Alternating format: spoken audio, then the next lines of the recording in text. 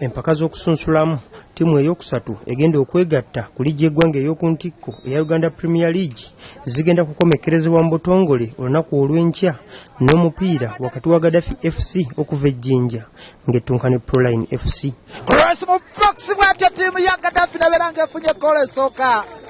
Omupiira guno gugenda kuzanyibwa ku kisaawe ekya FA Technical Center enjeru era GADAFI FC okutuuka ku luzannya luno yakubye Nyamityobola FC golonya ku bwereere.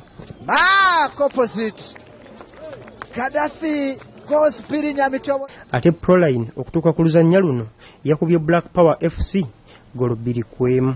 Omutendesi wa GADAFI FC Hassan Zungu agamba abazannyi be bali mu mbeera nnungi nga balinze ssaawa busaawa okwenganga omulabe. Ono agamba guno gwe mukisa gwokka gwe balina GADAFI FC okwegatta ku kibinja eky'oku ntikko ekya Uganda Premier League. Olaba timu yaffe tukuleetinze emikisa mingi kwefasizanga kukozesa mikisa gye tukolaki era weteza training yafaddemu ka sort of finishing kwakyo tugenda okusaaka essira emikisa gye tujja gifuna ndishuwa kuba yo tukuleetinga emikisa mingi. Ate Anthony Bongole ono nga ye mutendesi wa Proline FC agamba omupiira guno bagwetegekedde bulungi era abazannyi be amaze okubawa obukodyo obumala okuguwangula. Final is a final.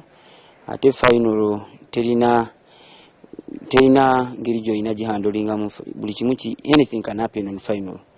So tiimu eri wiringi okudda mu liigi olunaku olw'enkya senga chudi yaffe ebeeranga eyajjo. Tuba respecting of course tuba utmost respect naye nga tetutidde kintu kyonna.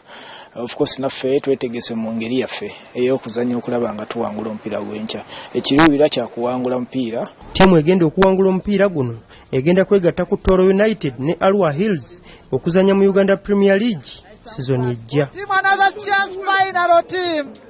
Achimalirisa nabeeranga